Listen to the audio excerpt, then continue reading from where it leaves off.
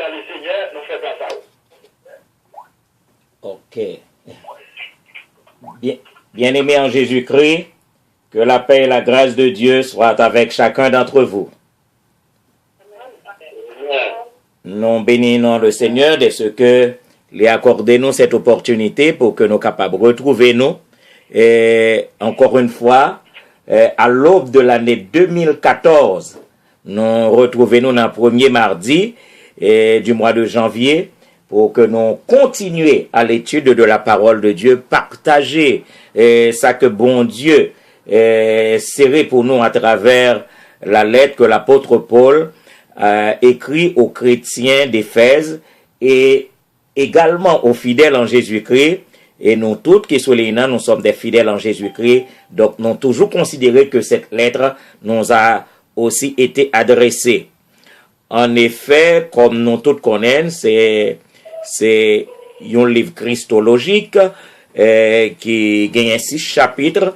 Et dans les 3 premiers chapitres, l'apôtre Paul prend soin pour te présenter nous la doctrine. Et dans les 3 derniers chapitres, l'apôtre Paul fait ce que nous appelons des études pratiques pour la vie chrétienne. Et nous sommes au 5e chapitre. C'est le 5e chapitre de la partie pratique. Et nous arrivons dans verset 22 de ce chapitre. En effet, comme nous connaissons, pour une relation harmonieuse à différents niveaux, à 3 niveaux même, l'apôtre Paul fait des exhortations. C'est les exhortations de l'apôtre Paul pour une relation harmonieuse entre mari et femme. Et étude ça étendue du verset 22 au verset 33 du chapitre 5. Et deuxièmement, l'apôtre Paul fait des exhortations pour une relation harmonieuse entre parents et enfants. Et là, c'est les 4 premiers versets du chapitre 6. Et du verset 5 au verset 9 du chapitre 6, l'apôtre Paul présenter encore des exhortations au 3e niveau pour une relation harmonieuse entre serviteurs et maîtres, nous sommes capables de dire entre employeurs et employés. Alors, question que nous sommes capables de poser, pour qui ça l'apôtre Paul considérait ces 6 groupes de personnes? 1. Mari, 2. Femme, 3. Parents, 4. Enfants, 5. Maîtres, 6 serviteurs. Ça fait 6 groupes de personnes. Les considérer, c'est parce que ces 6 groupes de personnes sont les composantes fonctionnelles de la société. Nous sommes capables de dire, si foyer a marché bien, si société a marché bien, eh bien l'église a marché bientôt. Si foyer a marché bien, si société a marché bien, eh bien l'église a marché bientôt. Et ça, ce serait à la louange de Christ, ce serait à l'honneur de l'évangile, parce que cela veut dire que l'évangile serait appliqué tant au niveau des familles, tant au niveau de la société, aussi bien qu'à l'église.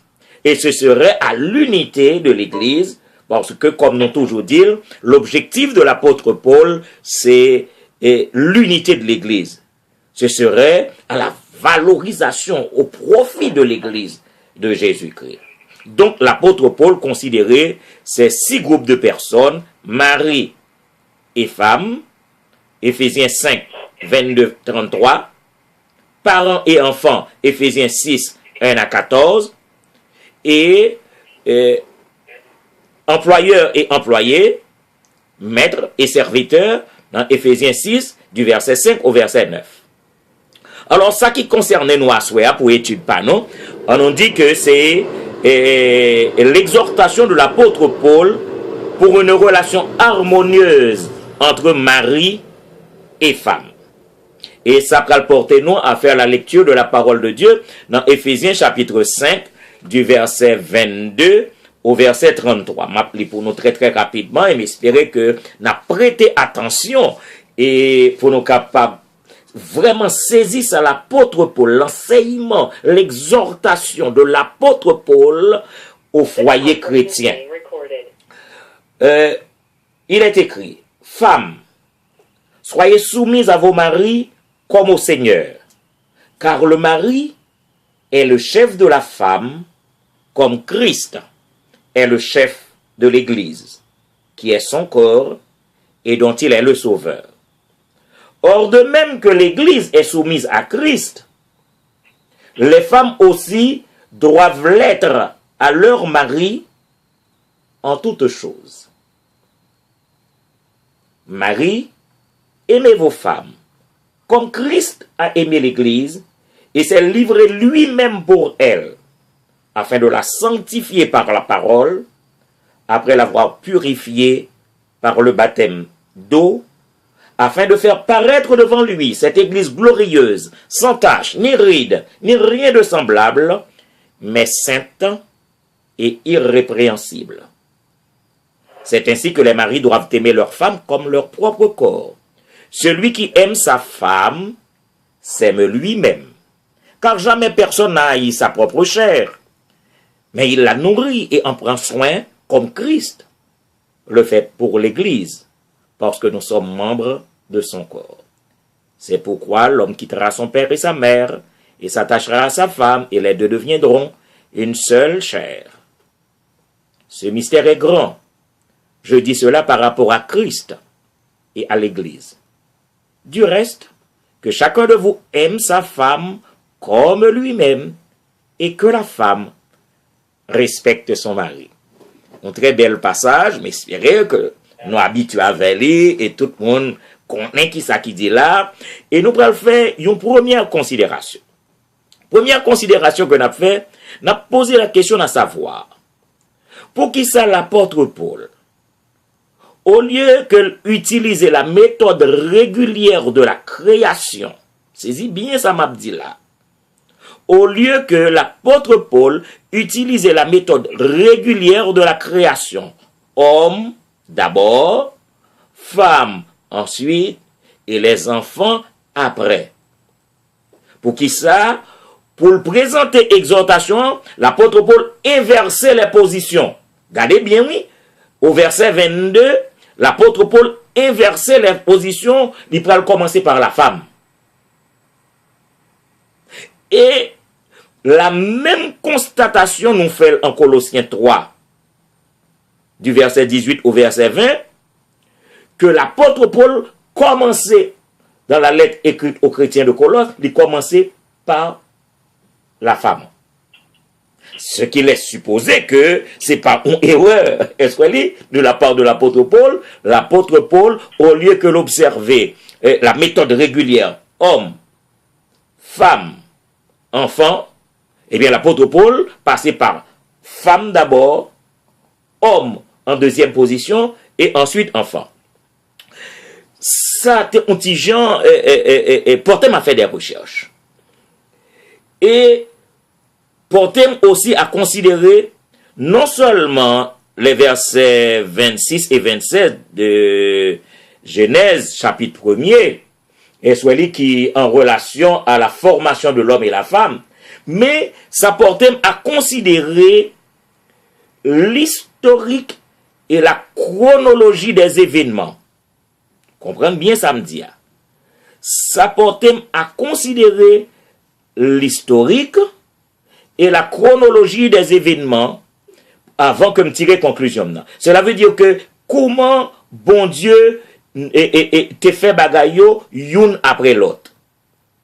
Regardez bien. Nous allons lire dans Genèse chapitre 2 le verset 7. Genèse, ouvrez Bible non, nous allons bagaille qui arrive.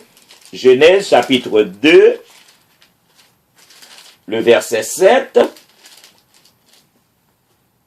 L'Éternel Dieu forma l'homme de la poussière de la terre. Il souffla dans ses narines un souffle de vie et l'homme devint un être vivant. Qui s'arrivait là? Genèse chapitre 1er, versets 26 et 27, parlez-nous de la formation de l'homme et de la femme. Mais dans Genèse 2, le verset 7, nous avons une explication de la formation d'Adam. Et nous avons que nous suivons la chronologie.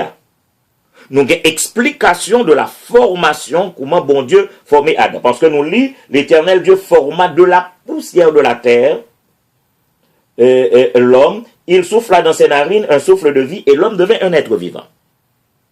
Après événement ça, premier événement ça a passé, qui prend le deuxième événement? Deuxième événement, c'est dans Genèse 2, le verset 8. Qui ça nous lit dans verset 8? Hein? Puis, l'Éternel Dieu planta un jardin en Éden du côté de l'Orient et il y mit l'homme qu'il avait formé. Cela veut dire, juste après, le verset 8 vient après le verset 7 de Genèse 2, nous voyons que Genèse 2, 7, explication de la formation d'Adam, Genèse 2, 8, plantation d'un jardin en Éden, qui finit la demeure officielle de Adam. Ok, maintenant, ça c'est dans l'ordre chronologique, c'est deuxième événement. Troisième événement. Nous allons voir, troisième événement, c'est dans Genèse 2, les versets 16 et 17. Qui ça nous lit? L'Éternel Dieu donna cet ordre à l'homme. Saisis bien ça que dit là. L'Éternel Dieu donna cet ordre à l'homme. Tu pourras manger de tous les arbres du jardin. Notez bien, il dit, tu pourras manger de tous les arbres du jardin. Hein? Mais tu ne mangeras pas de l'arbre de la connaissance du bien et du mal, car le jour où tu en mangeras, tu mourras. À qui est-ce l'Éternel a parlé? L'a parlé directement à l'homme. Et depuis le verset 15, on voit que l'Éternel te prend Adam et le plaçait dans le jardin d'Éden. Dans le verset 15 là. Donc du verset 15, Genèse 2, verset 15 au verset 17, nous voyons l'Éternel prend Adam, prit l'homme, les placer dans le jardin d'Éden, et puis les passer là, Adam l'autre. Notez bien que Adam a vécu seul les l'autre là-bas là. Et c'est ça que besoin d'attirer attention nous pour nous rendre compte que quand l'Éternel Dieu passa l'ordre à Adam, Adam vivait seul. Mais maintenant, dans Genèse 2, 18, regardez, nous sommes dans 15, passez dans 16, passez dans 17, quand nous arrivons dans 18, là nous allons joindre le projet de la formation de la femme, Ève. Verset 18, l'Éternel Dieu dit, il n'est pas bon que l'homme soit seul. Je lui ferai une aide semblable à lui. Gardez bien, l'Éternel prend décision que le pral fait la femme, non? Il te gain temps selon respecter exactement l'ordre chronologique que la Bible moi, c'est pas moi mettre une avant ni une après, les versets une après l'autre, moi que bon Dieu planté jardin, hein? Verset 15, il mettait l'homme là-dedans, le finit le passer et dans l'ordre, qui ça que les païens doivent manger et de la connaissance du bien et du mal. Et après ça, c'est dans verset 18 là, il dit que il n'est pas bon que l'homme soit seul. Et c'est là ça, des projets de la formation de la femme Ève. Et c'est juste dans verset 21, Genèse 2, 21 à 23, nous prenons que bon Dieu fait la femme de une côte que le prend dans Adam. Donc, nous avons que nous suivons la chronologie des événements. Pour Genèse 2, 7, explication de la formation d'Adam. Genèse 2, 8, plantation de jardin en Éden, qui c'est demeure officielle d'Adam. Après, Genèse 2, 15, 16, 17, l'autre là-bas Adam, Adam qui vit seul, la femme peut créer, bon Dieu peut former la femme. Et c'est dans verset 18 là qui vient après verset 17 là, que projet a fait, je lui ferai une aide. Et c'est juste que dans verset 21 et 23, nous joignons la formation d'Ève. Qui ça nous déduit? Nous déduit par là que bon Dieu passait des ordres directement à Adam. Et bon, selon Genèse 2, 16, 17, il lui expliquait quel serait le résultat de la désobéissance à l'ordre de Dieu. Il fait le connaître, sous fait ça, wap mourir. Maintenant, nous dit que Adam recevoir l'ordre là de Dieu, et c'est Adam lui-même qui va le transmettre, qui va le bailler Ève l'ordre. Et besoin de nous souligner ça. Parce que et Adam transmet les ordres à Ève, et Ève connaît l'ordre là parce que Adam dit ça. Songez que dans la chronologie des événements, nous dit que Ève, pas de fait, Adam recevoir l'ordre là. Donc c'est Adam qui, suivant ça qui est écrit dans la Bible, parce que moi-même je suis, les événements, l'un après l'autre, je me rends compte que Adam passait l'ordre là par Ève. Et Ève tellement qu'on aime. Nous prenons que dans Genèse 3, le verset 3, les serpents viennent pour le séduire et Ève, ou prenons que Ève pral dire serpent que c'est défendu. Ok, nous tous nous là avec. Ceci étant dit, Adam te doit soumettre lui à l'ordre de Dieu. Cela veut dire que Adam, dans la soumission, monsieur te gagné pour lui obéir à l'ordre de Dieu. Ça c'est un. Besoin de noter bien, ça m'a expliqué là. Adam, dans la soumission, il te doit obéir à l'ordre de Dieu. Deux, la femme, Ève, dans la soumission, devait obéir à son mari. Besoin que nous bien comprenions. Un, Adam dans la soumission devait obéir à l'ordre de Dieu.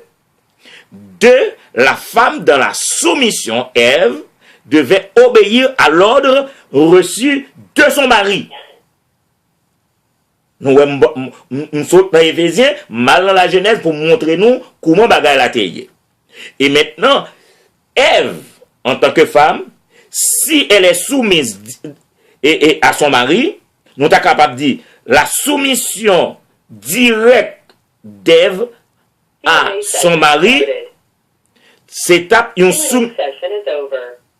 Donc, ce serait une soumission par voie de conséquence à Dieu lui-même. Bah, moi, essayer d'expliquer ça. Ève soumise directement à son mari serait indirectement ou par voie de conséquence soumise à Dieu. Si Ève soumet à l'ordre que te recevoir dans Adam, c'est comme si normalement les soumettre à Dieu.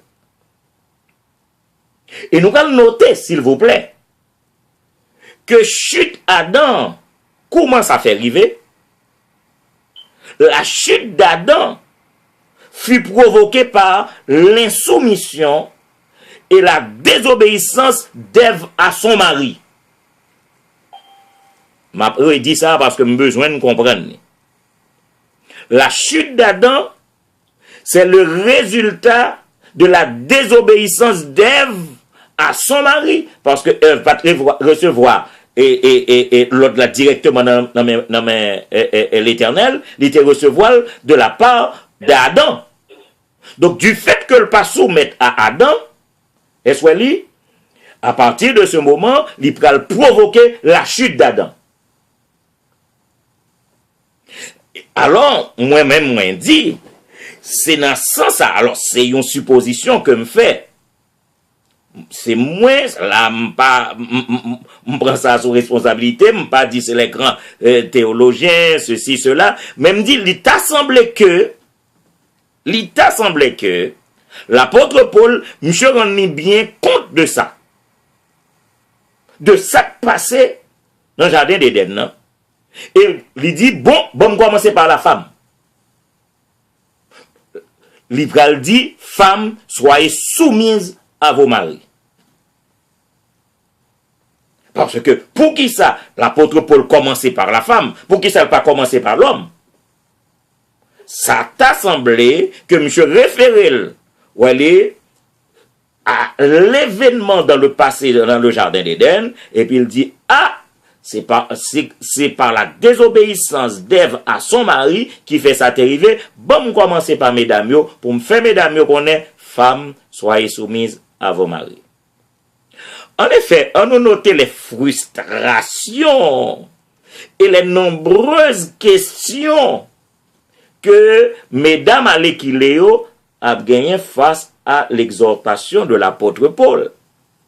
Ça, on connaît que nombreuses sont les dames actuelles, Capandéo, pour qui ça, les femmes doivent-elles être soumises?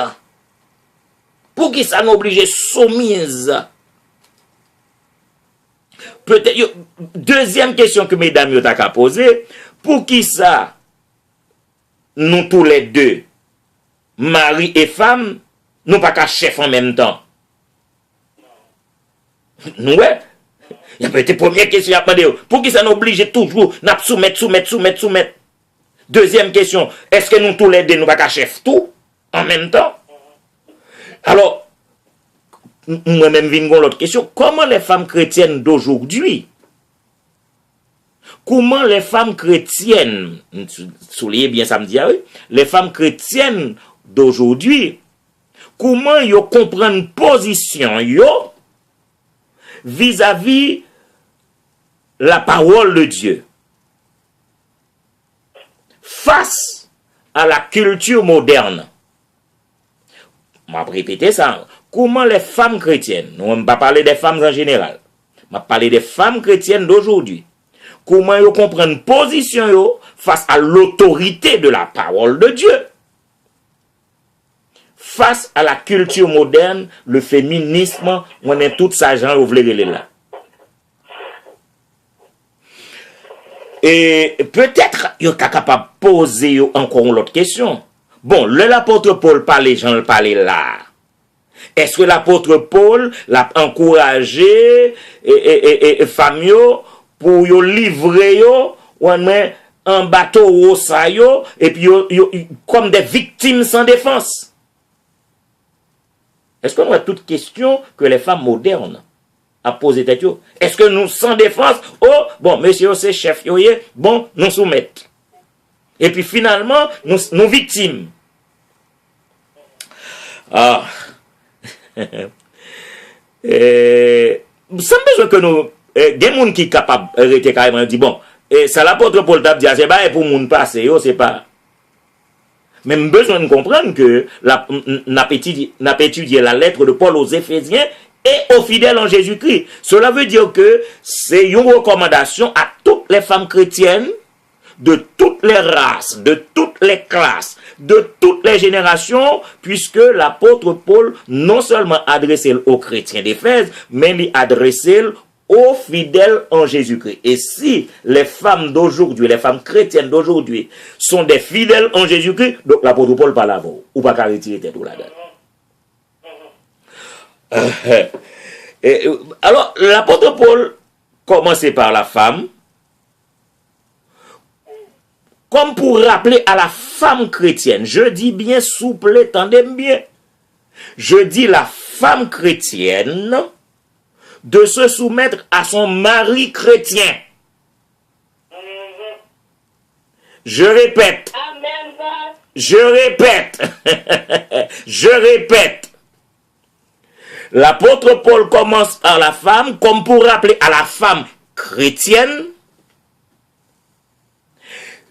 de se soumettre à son mari chrétien, puisque ce mari chrétien est le pasteur du foyer, il est l'ange de l'église familiale. Et souligné pour moi, dit le mari chrétien. Bon, nous noter relation, l'aime dans Genèse là, pour nous voir que relation Dieu est le premier couple. Là, m'a parlé de premier couple, on parlait de Adam et Ève, et puis relation qui gagnait entre Dieu et le premier couple. Parce que c'est là qui va aider nous pour nous comprendre la lettre de l'apôtre Paul aux chrétiens d'Éphèse et elle est fidèle en Jésus-Christ. Et l'apôtre Paul, dans lettre ça, il va offrir pour modèle de vie harmonieuse. Saisis bien, ça me dit, l'apôtre Paul pral bayo comme modèle le Christ et l'Église. Donc, il n'y a pas parlé de monde dehors. Il s'agit bien de mariage entre chrétiens et chrétiennes. Bon, je vais dire encore. Il s'agit bien de mariage entre chrétiens et chrétiennes et non de mariage mixte. Là, m'a parlé de mariage mixte, m'a parlé de un monde où c'est chrétien, en puis ou marié avec un monde qui pas chrétien, un monde qui c'est païen, un monde qui n'a tout à faire. Ça, c'est autre chose. Donc, parce que monde qui pas chrétien, il pas accepter faire la parole de Dieu. Nous pas les mêmes références. Nous pas gagné même vision. Nous pas ouais dans la même direction.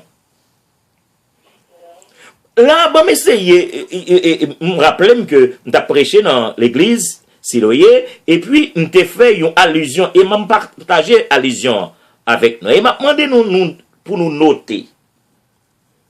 En dépit de la beauté, le charme, les roucoulements de nos oiseaux, nous, ouais, ça m'a dit, uns oiseaux qui belles plumes, belle charme.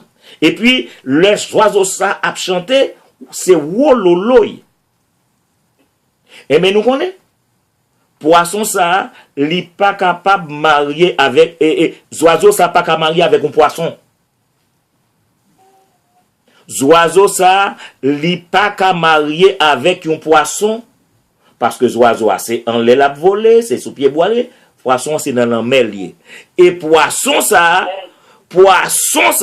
te met oiseau te mettre remen cool pe remen mettre fait tout ça ou capable oiseau pas jamais obéir ou bien poisson pas jamais obéir à l'autre oiseau. Est-ce que nous saisissons bien ça m'a dit? Poisson pas jamais obéir à l'autre oiseau parce qu'il n'y a pas de même nature. Donc nous qu'à comprendre les m'a parlé de mariage mixte là. L'homme fait un mariage mixte, ça, la grande pile difficulté pour le marché parce qu'il n'y a pas de même nature. Nous pas de même vision. Nous pas dans la même direction. Une ces oiseaux, l'autre là c'est poisson. Bon, me dit, yo ka rencontré sous le rivage là. Oiseaux qui a des poissons qui dans la mer qui fait belle exhibition. Poisson même qui a des oiseaux qui fait belle ti chanter. Ah mais c'est pour marier ensemble si vous capable. Ceci est très clair maintenant que mariage mixte là, c'est lui qui va créer problème là. Bon, on nous retourne dans l'étude donc parce que ça c'était une allusion pour permettre nous bien comprendre. Et selon l'historique que nous sommes fait l'historique et la chronologie des événements que nous sommes fait que nous sommes retracés à partir de Genèse, nous te voyons que la chute d'Adam était provoquée par l'insoumission ou bien la désobéissance d'Ève à son mari. Et c'est ça fait que nous comprenons que l'apôtre Paul, il commençait par la femme. Et maintenant, nous avons entré d'emblée dans nos considérations la conduite des époux chrétiens. C'est ça nous allons étudier à cela, la conduite des époux chrétiens. Nous allons mettre chrétiens d'elle. La conduite des époux chrétiens. Premièrement, on a étudié le comportement de la femme chrétienne par rapport à son mari chrétien. Souple, tendez bien ça me dit, parce que c'est d'importance capitale, moins mettez comportement de la femme chrétienne par rapport à son mari chrétien, du verset 22 au verset 24. Qui ça l'apôtre Paul dit au verset 22? Femmes, soyez soumises à vos maris comme au Seigneur. Et me remet la traduction de la Bible Colombe qui dit, pour éviter tout équivoque, parce que soyez soumises à vos maris, on a des gens qui ont fait mauvaise interprétation. Bon, la Bible Colombe dit, femmes, soyez soumises chacune à votre mari, comme au Seigneur. Mais espérez-nous bien comprendre là. Femmes, soyez soumises chacune à votre mari, comme au Seigneur. On essayait pour nous répondre aux questions que nous t'ai posées. Pourquoi la femme doivent-elles être soumises à son mari? Pour qui ça? Madame n'en doit soumettre à mari. Parce que c'est l'ordre bon Dieu. Parce que il s'agit d'un ordre divin. C'est la parole de Dieu qui dit. C'est pas moi-même qui dit.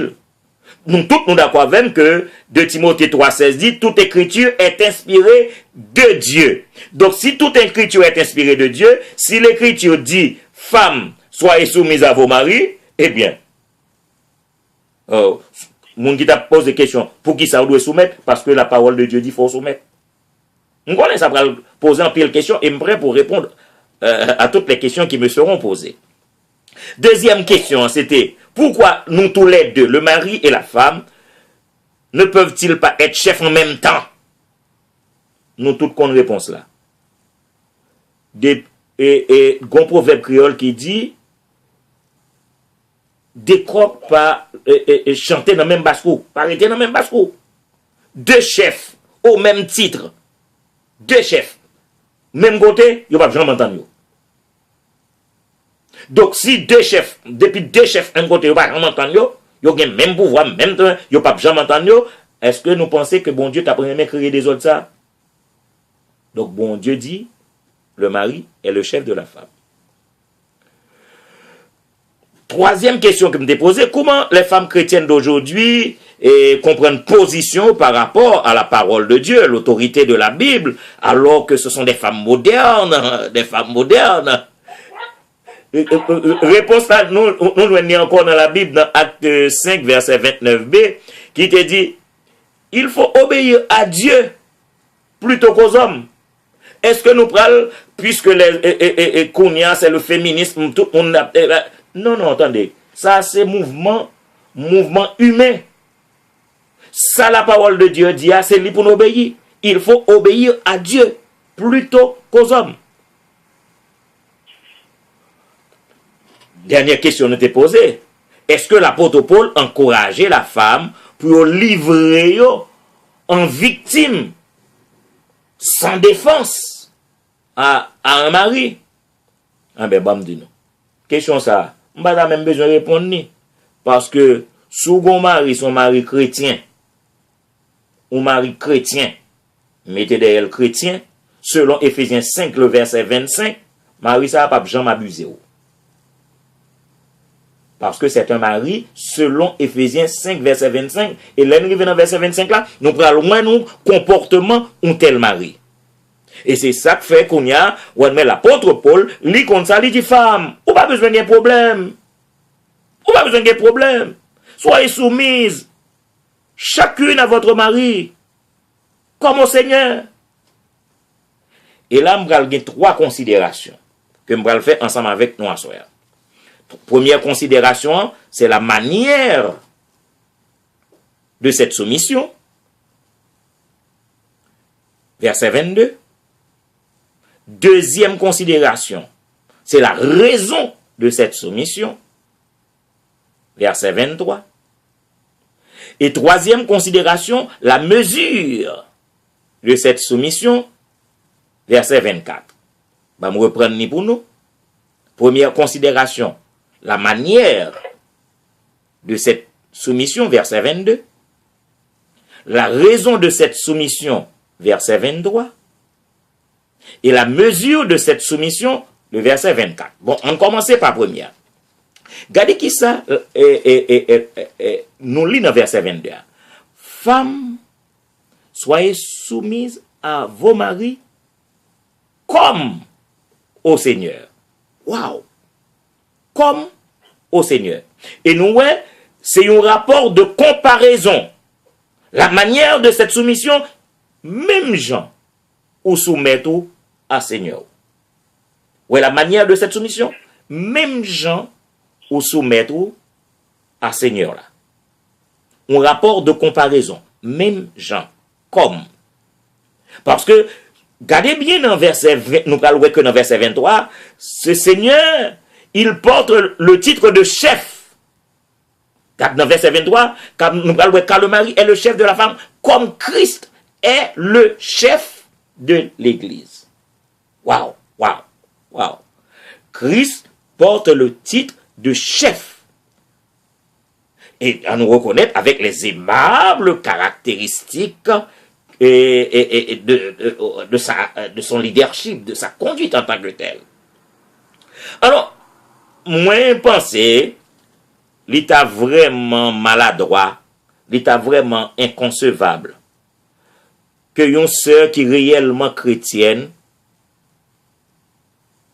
t'a en opposition, ou bien li en contestation, ou bien li toujours à discuter à Maril, pas n'importe qui mari non, ou mari qui est réellement chrétien. Est-ce que c'est bien ça me dit? Li inconcevable que une femme chrétienne li en contestation, en discussion, li en opposition à un mari que le gagne qui m'a ajouté réellement chrétien, un mari qui soumet li aux ordres du Seigneur, et puis c'est dame lui-même qui va le soumettre li. Songez bien me dit un mari qui réellement chrétien, qui lui-même mari ça, soumet li au Seigneur. Donc cela veut dire que une femme chrétienne qui vraiment a fait preuve d'obéissance à Jésus-Christ, son Seigneur, eh bien femme chrétienne ça, l'a obéi à Marie et l'a soumettre à Marie qui c'est un mari chrétien sans contestation. Parce que Marie ça, voyez, son mari qui répond mot pour acte à verset 25 là. Alors, la femme chrétienne, la sœur chrétienne, l'épouse chrétienne, l'état doit dire, tout comme moi obéis à Seigneur nan qui même Jean le même nan, moi dois obéir même Jean à Marie qui fait preuve d'amour. Même Jean m'obéit à Seigneur nan qui a travaillé pour moi, pour mon bonheur éternel. Pour mon bonheur éternel, parce que c'est ça le Seigneur a fait pour moi. Marie, non, il n'est pas qu'un bon bonheur éternel. Mais tout ça que j'ai besoin pour me vivre sous ça, il encadré, il ban moi. Pour qui ça ne pas obéir à un mari comme ça? Pour qui ça tout ou pas capable d'obéir à un mari qui prouvait que lui c'est un serviteur de Dieu? Alors l'apôtre Paul, regardez bien, c'est dans le cadre de ça, l'apôtre Paul parle là, fait mariage mixte, moun calmar d'aide au bon Dieu. L'apôtre Paul dit, femmes, soyez soumises chacune à votre mari comme au Seigneur. Et il dit comme au Seigneur. Ça veut dire, c'est la manière de soumission. Vous besoin de comment? Même Jean obéit bon Dieu, obéit Marie. Obéit Marie, qui qualité Marie? Moi, dit, yon mari selon Ephésiens 5, le verset 25, yon mari qui remet, yon mari qui a dépensé pour vous, yon mari qui encadre, yon mari qui c'est chrétien, yon mari qui lui-même lui obéit bon Dieu. Ok. Ça, c'était verset 22. Verset 23, nous jouons dans verset 23 la raison de cette soumission, parce que nous avons étudié la manière de cette soumission, maintenant la raison de cette soumission. Le verset 23. Pour qui raison? Pour nous soumettre les. Parce que verset 23 dit, le mari est le chef de la femme. Leur demande qui raison pour m'obéir là? Ou besoin qu'on qui raison? Parce que le mari est le chef de la femme. Et là, nous pourrons joindre encore un rapport de comparaison. Parce que le Seigneur pas voulu que pour nous comprendre, comme si samedi à nous pas faire, et bon, dis-nous bien, le mari est le chef de la femme, comme, même Jean, Christ est chef de l'église. Si vous reconnaissez que Christ est chef de l'église, mais reconnaître que le mari est votre chef. Est-ce que nous saisissons là? Ou rapport de comparaison. Même Jean-Christ, parce que si vous reconnaissez que Christ est chef de l'église, et vous soumettez à lui-même, eh bien Maria c'est le chef de la femme. Il a ajouté qui est son corps. Regardez bien que l'église c'est le corps de Christ. Et dont il est le sauveur. Je descends un petit casse tout à l'heure là. Alors, problème, mesdames, c'est mon chef là. On connaît que le problème, nous, c'est mon chef là. On nous reconnaît. Je ne pas parler, et ne pas croire que c'était la pensée de Paul, chef dans le sens de dictateur, non. Chef dans le sens de dominateur, non. Chef dans le sens de oppresseur, non. Chef dans le sens de tyran, non.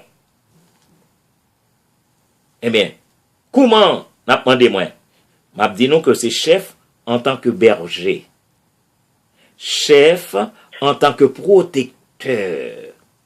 Chef en tant que conducteur. Chef en tant que gardien. Le mari est divinement établi chef responsable. Nous ajoutons l'autre modèle, chef responsable de la femme. Chef responsable de la femme. Pour qui ça, chef responsable de la femme? Bon, le nous tape marié, nous songez, ça nous te qu'on dit, pour l'aimer, la chérir, l'honorer, prendre soin d'elle, physiquement et spirituellement. Donc, second mari, qui remet, qui chérit, qui honore, qui prend soin physiquement, spirituellement, Marie a toujours à partager la parole de Dieu avec elle. Sous rejeter une telle autorité, une telle attention, sous ignorer un monde qu'on s'accapre encadré. Vous connaissez que c'est désordre créé dans le cas là? Vous connaissez cette confusion créée dans le cas là? Et c'est ça que fait regardez bien le cadre de l'enseignement de l'apôtre Paul, le cadre de l'exhortation de l'apôtre Paul. Et métaphore utilisée par l'apôtre Paul est d'importance capitale. Nous avons besoin que nous bien comprendre ça. Parce que l'apôtre Paul a fait une comparaison là, et comparaison est d'importance capitale pour que nous comprenions. Il dit, l'église est le corps de Christ. Nous voyons dans verset 23, il dit, l'église qui est son corps, ça veut dire le corps de Christ. Et il en est le sauveur, et dont il est le sauveur. Donc ça c'est une métaphore. De même, qui c'est la femme? La femme, c'est le corps de l'homme. Puisque la femme, elle a été formée d'une de ses côtes. Donc, sous le corps de l'homme, parce que ou t'es formé d'une de ses côtes, et nous songez que nous vîmes un seul corps. Donc, le mari devient automatiquement le protecteur de son propre corps. Et nous prenons ça plus bas. Donc, voilà la raison de cette soumission. Le mari, c'est pas chef pour battre, c'est pas chef bout de bâton, c'est pas chef revolver, c'est pas chef pour voyer sa bord, mais c'est un berger, un protecteur, un conducteur, un gardien, un chef responsable. Donc, face à un chef responsable, eh bien, ou pas quoi aucun problème. Donc, voilà la raison de cette soumission. Voilà la raison de cette soumission. Donc, comme on t'a dit, nous avons une considération à 3 niveaux. La manière de cette soumission. Deuxièmement, la raison de cette soumission. Et maintenant, nous parlons de la mesure de cette soumission dans verset 24 là. Regardez qui ça qui est écrit dans verset 24 là. Or, de même que l'Église est soumise à Christ, les femmes aussi doivent l'être à leur mari en toutes choses. En toutes choses. Là encore, nous avons un rapport de comparaison. De même que l'Église est soumise à Christ, parce que l'Église est soumise à Christ. Je ne parle pas de l'Église est soumise à Christ, je ne parle pas de congrégation qui a fait des ordres, discussions dans l'Église, je parle de l'Église de Jésus-Christ. L'église est soumise à Christ. Même gens, l'église la soumettre à Christ là, c'est même gens, comparaison, rapport de comparaison, c'est même gens que madame nan doit soumettre à Marie. Et puis, l'apôtre Paul ajoutait en toutes choses. On nous reconnaît, en toutes choses, l'église est soumise à Christ. L'église de Jésus-Christ est soumise à Jésus-Christ. Comme moi, je dis, on ne va pas parler de congrégation. Alors, question moi-même m'a posé tête, mais Jean Gampil s'est tête chargé. À quel niveau l'épouse, la femme, pas ta rien soumettre? Bon, moi-même dans le niveau ça, moi, pas faire soumettre là dans le niveau ça. Parce que moi-même, c'est chrétien, moi, y relation avec bon Dieu, et garçon par rentrer là-dedans. Ma pral dit non, s'il vous plaît. Là, bien plus. L'épouse chrétienne doit se soumettre à son mari chrétien en toutes choses. Car, pas de qui façon, un mari chrétien, un mari qui réellement chrétien, t'a demandé à madame ni pour le désobéir, bon Dieu. Attendez bien ça me dit. Pas comment un mari chrétien t'a jamais demandé à madame ni pour le désobéir, bon Dieu, ou bien pour t'a comporter de une façon indigne au commandement du Seigneur. Donc, qui problème qui vient entre le mari chrétien et la femme chrétienne. Parce que Marie a gagné bagali pas jamais tout parce qu'elle c'est chrétien tout. Ça me pas souhaité pour une femme chrétienne que la femme chrétienne n'abuse pas de sa chrétienté pour négliger son mari. Mais nous bien comprendre ça me dit là. Pas souhaité qu'aucune femme chrétienne ou dit ah bon moi-même ou pas veut faire manger par mari ou aller gêne toute la journée. Qui est-ce qui peut faire manger par lui? Ou pas veut prendre soin mari ou